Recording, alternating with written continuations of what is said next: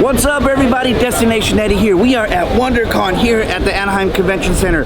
As you can see, there's a lot of people here in their costumes, ready to rock and roll. I cheers with David with the Z right behind on the camera. I got Ashley here with us, guys. We're gonna have an action-packed weekend. I'm so excited. You guys ready for this? Helicopters are going around. I'm ready, guys. Let's do this. I'm bringing you the finest in entertainment, a theme park like the world has never seen before. I have spared no expense. Welcome to WonderCon. Is that Destination Eddie? Oh, I gotta subscribe right now. I'll be right back.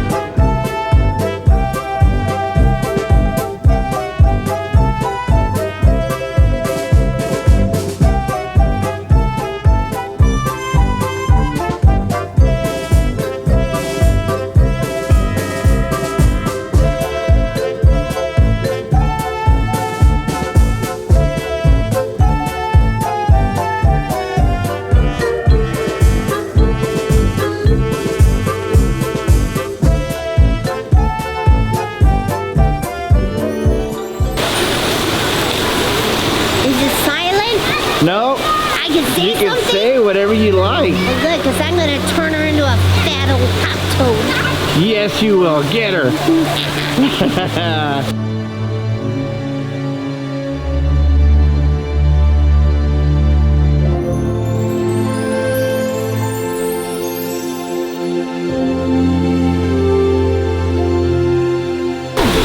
She leaves a little bit of a parting gift, as you might say. Now, are you royalty?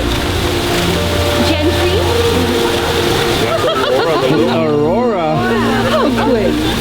And we have the rebel right here. Rattle.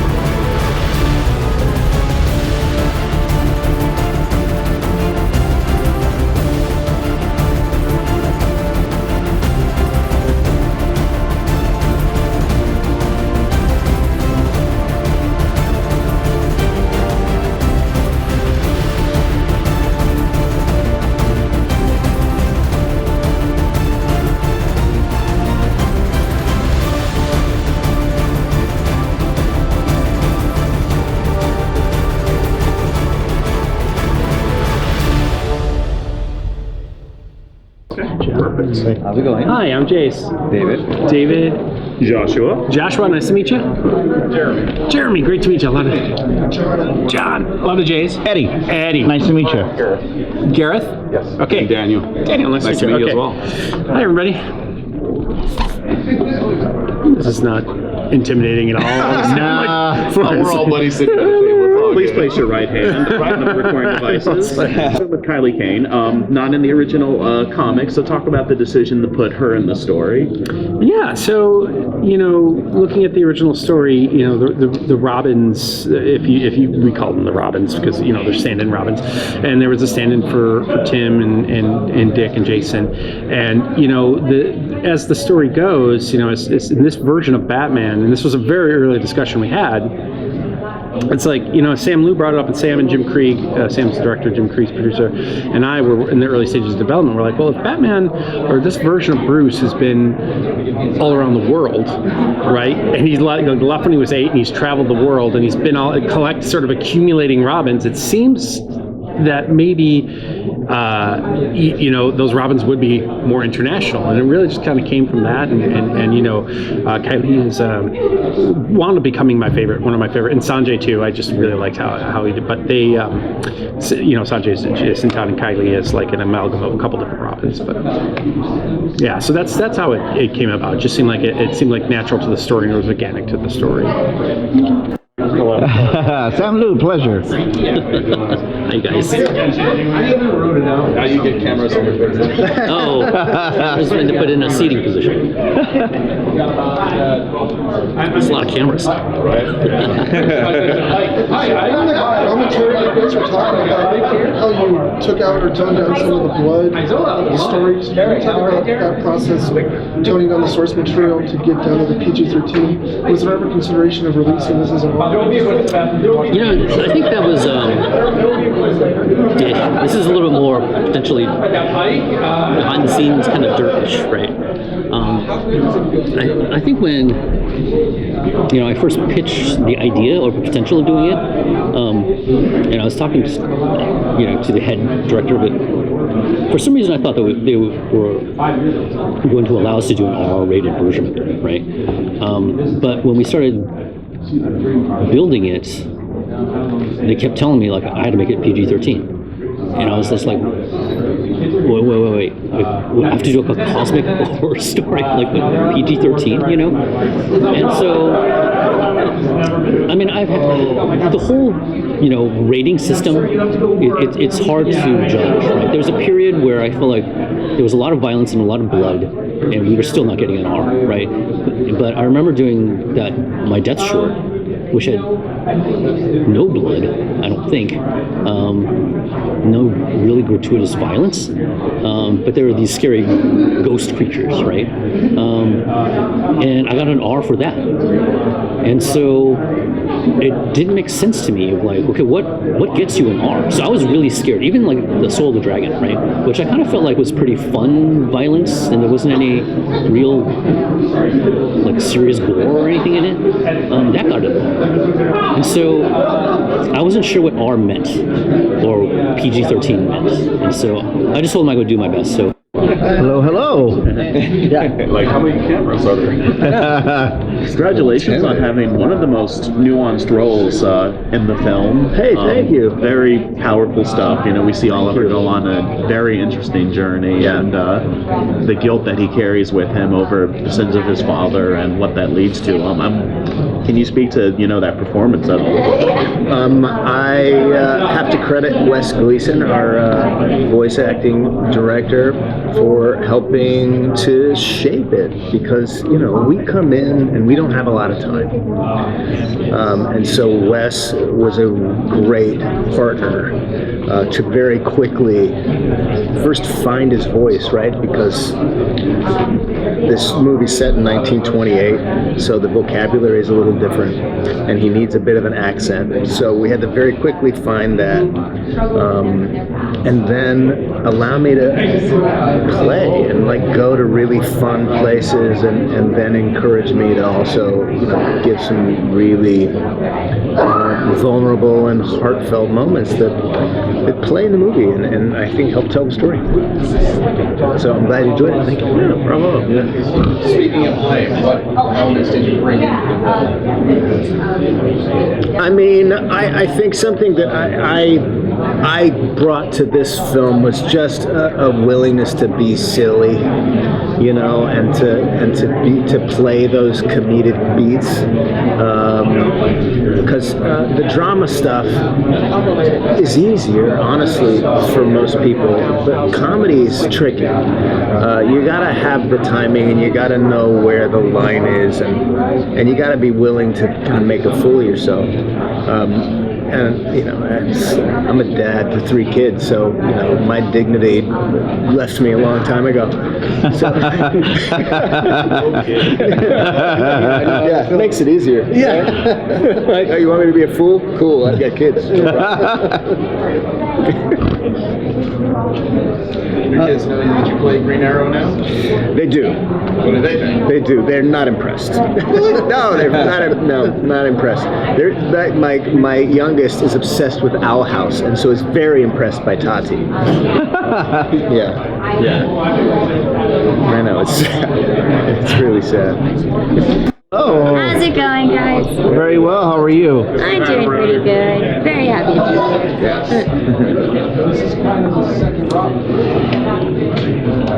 Who wants to go first? I'll go first. Okay. I like your Instagram. Oh, thank you. I think I want to. Okay, so your character is, if I'm correct, something completely new within the movie, but it's like a bit of like Cassandra Cain. Did you take any information, or they gave you any information for Cassandra Cain, and then kind of like extrapolate certain elements of it?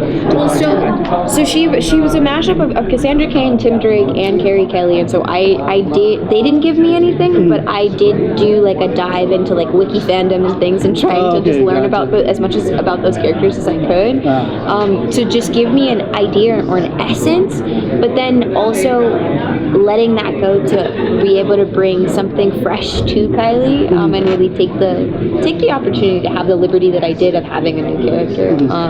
I just tried to treat her as genuinely as I could. Yeah, that's cool. I liked her fascination with Harvey Dent's coin trick. How do you see that side of Kylie? Is that like a childhood innocence or like sense of wonder in this, and kind of contrasting with Bruce's like everything has reason? Yeah, like that's something that me and the director, Sam, Wes, like really talked about a lot, was that though she is, she's this really smart girl, she's very bold, she's been hardened by life a bit, but she is young, and like we wanted to keep that youthful quality as much as possible. Like even when she like first walks into the big mansion, she's like, oh, it's swanky. Like it's like, yeah, like you have to, I guess, have that balance in this world, and I think in that way she offers Bruce a new perspective on the world, and offers him a bit of empathy and requires him to revere or to regard humanity in a softer way. I think she gives him a new out or new outlet. Yeah. And you know what? We have photos and a thing to show. Oh, okay. We have to do a panel and a movie and stuff. Christopher Berkeley, co-director. Hello, everybody. Hello. I like your shirt, 8-Man. Yes. Hello, guys. Thank you. So you probably directed one of the more ambitious like DC animated films recently. We're talking about Batman in a Border Escape. Yes.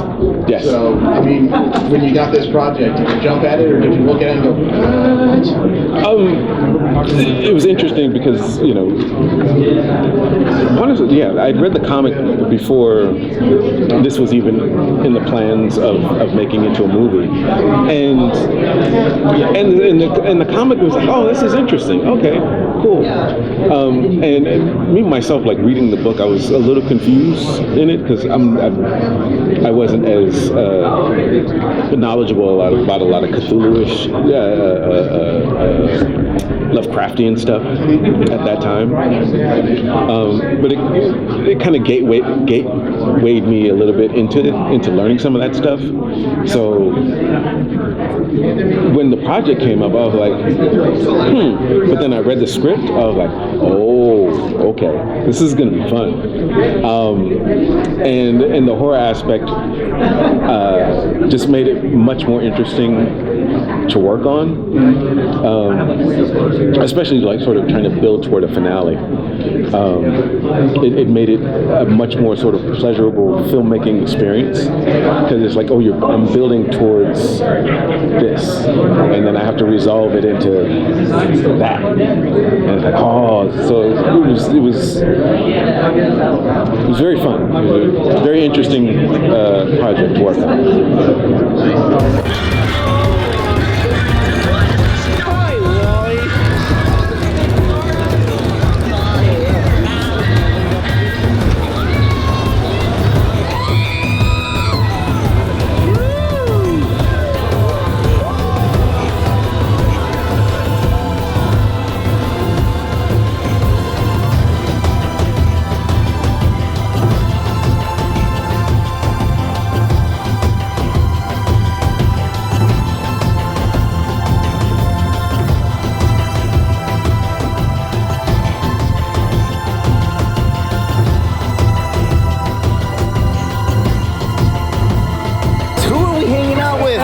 The crew here at WonderCon 2023.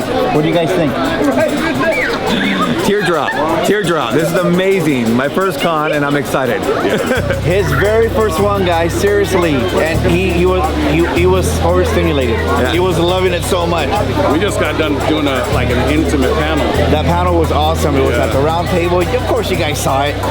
Guys, let's do this. Tomorrow is gonna be awesome. Let's go. That's right, guys. Day number 1 is done here at WonderCon 2023 here at the Anaheim Convention Center. There was a lot of cosplayers. I hope you guys enjoyed all the different things you saw today and the cool people and the costumes. We got Daniel with Real Family Adventures and Memories here with us. We had David with Adventures with David. It was a lot of fun. The team was here together. 2 more days to go, guys. So if you guys like this video, share it. Hit the subscription button, the notification bell. Guys, share it. Up to day number 2 tomorrow. Let's do this.